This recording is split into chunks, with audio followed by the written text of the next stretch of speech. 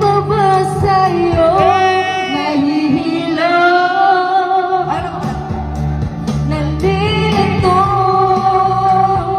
asan ba ako sa'yo? Aasa ba ako sa'yo? Nasusuka ako, kinakain na ang loob, masakit na mga tuhod, kailangan kang lumuhod.